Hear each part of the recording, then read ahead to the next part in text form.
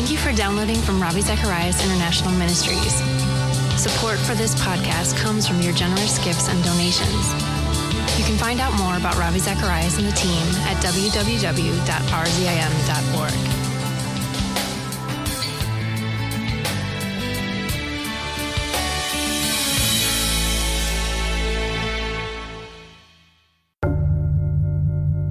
The most daunting question for us today is, how do we live as Christians in such times?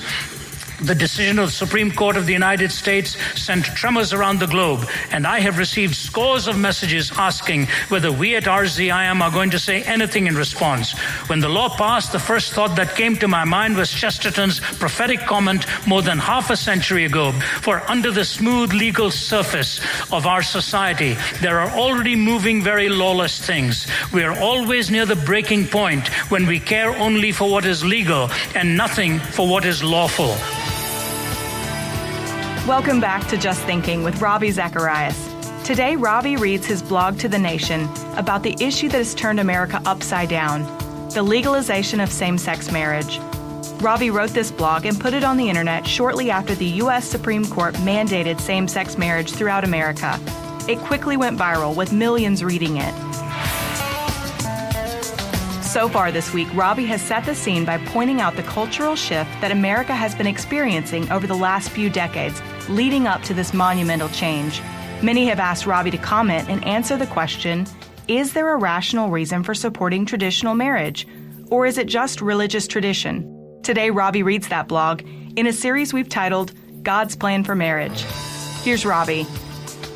I wrote this after actually meeting with 3 men in Oxford, one of whom is on our staff at our RZIM staff in Oxford, who confessed that he lived with same-sex attraction, committed his life to Jesus Christ, lives as a celibate man, believing firmly he's found something greater in Christ than just his sexuality and his attraction.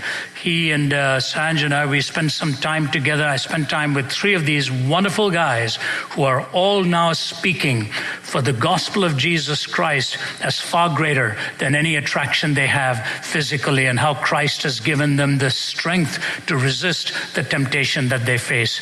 Please forgive me now for reading this. I've never really done anything like this, but this is so important. And as I said, over 1 million have read this. I call this How Wide the Divide. This went on our blog last week. My mother-in-law is 95 years old.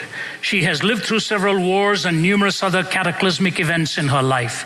Nothing has her more perplexed, shocked, and almost emotionally stunned as the culture wars that have been waged and have changed our world.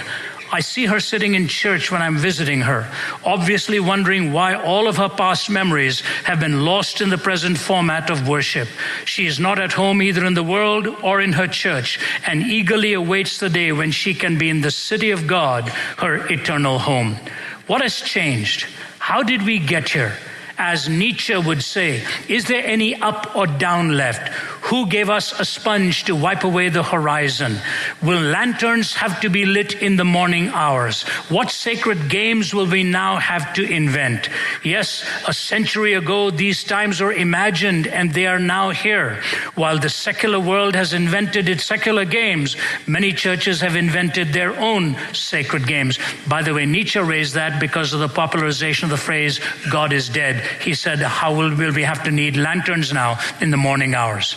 Next paragraph. The most daunting question for us today is, how do we live as Christians in such times? The decision of the Supreme Court of the United States sent tremors around the globe, and I have received scores of messages asking whether we at RZIM are going to say anything in response. What more is there to say? The spectrum of views that were immediately expressed said all there was to say.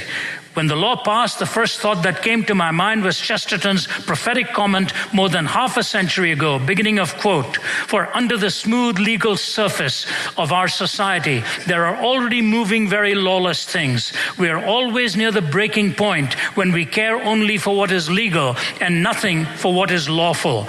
Unless we have a moral principle about such delicate matters as marriage and murder, the whole world will become a welter of exceptions with no rules. There will be so many hard cases that everything will go soft, end of quote. That breaking point is now here. After hours of pondering and praying, I would like to say something to my fellow believers and followers of the Lord Jesus Christ.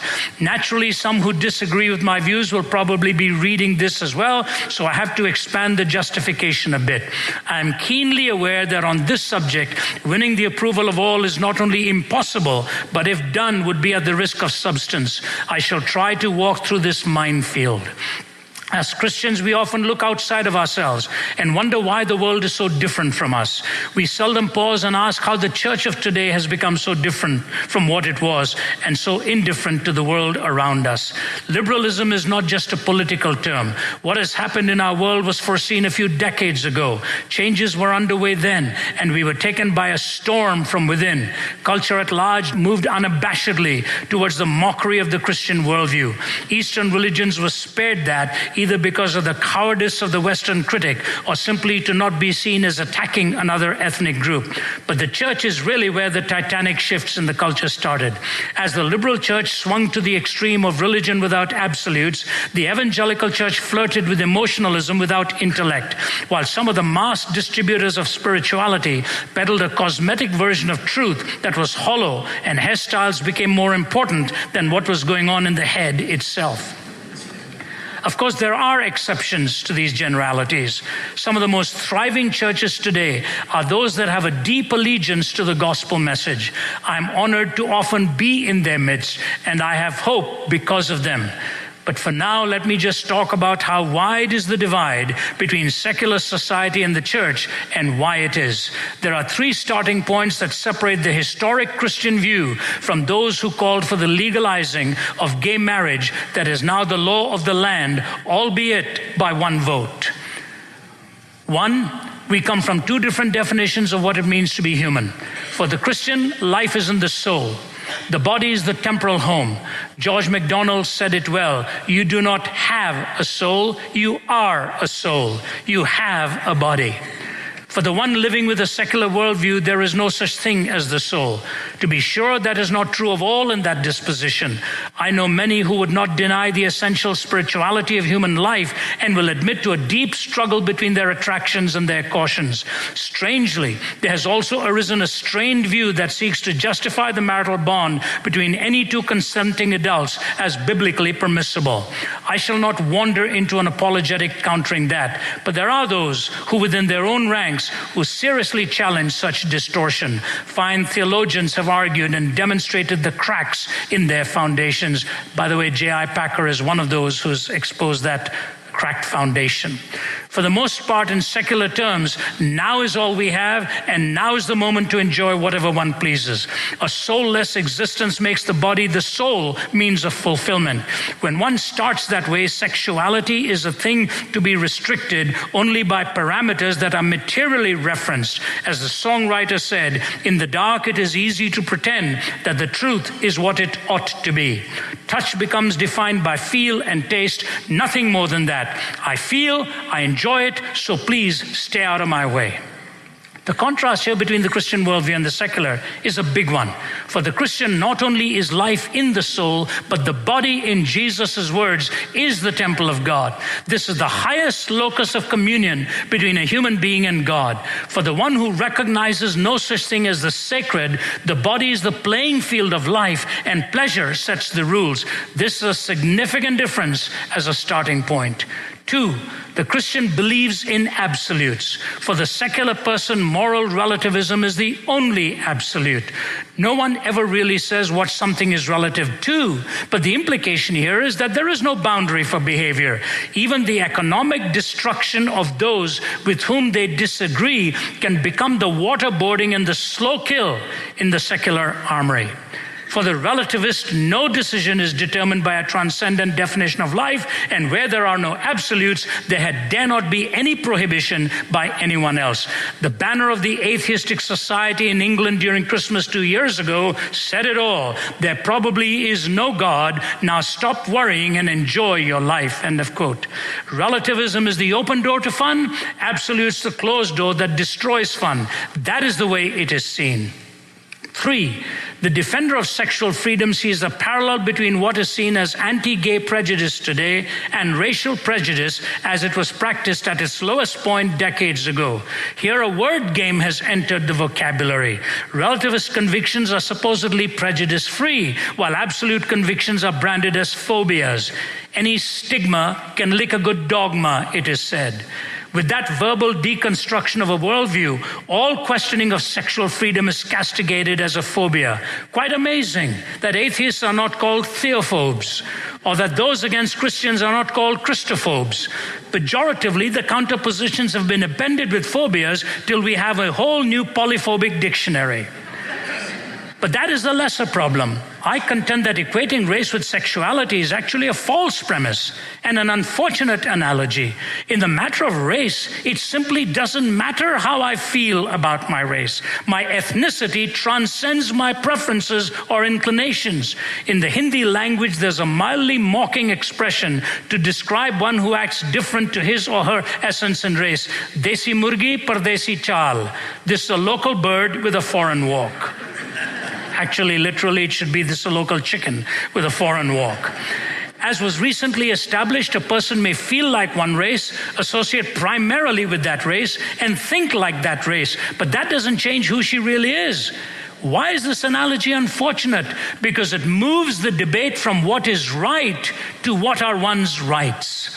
Ironically, the ideology now most aligned with arguing for rights was once the same ideology that argued against the emancipation of slaves because of the slave owners' rights.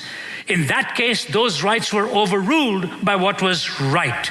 Interesting that a new word wasn't coined then to describe those who made moral arguments against the slave owners' rights as slaveophobes.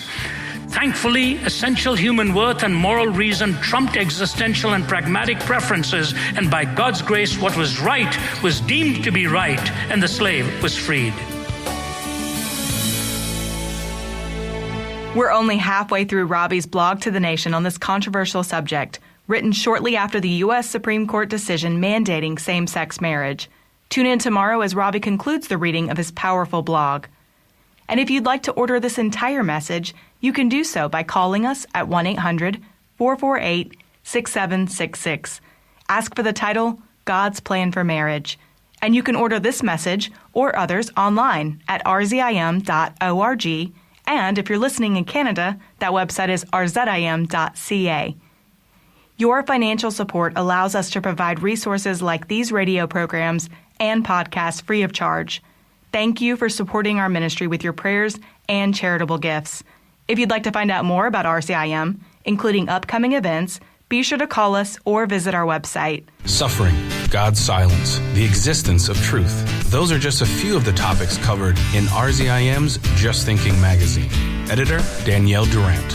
It's been interesting to get feedback from people saying, you don't charge for this magazine? This is fantastic. I can't believe this is free. And he really wanted to have a magazine that would encourage people, be a teaching resource, challenge them in their Christian faith, and just provide another tool of ministry. Sign up for email delivery of Just Thinking at rzim.org. Just Thinking is a listener-supported radio ministry and is furnished by Ravi Zacharias International Ministries, Atlanta, Georgia.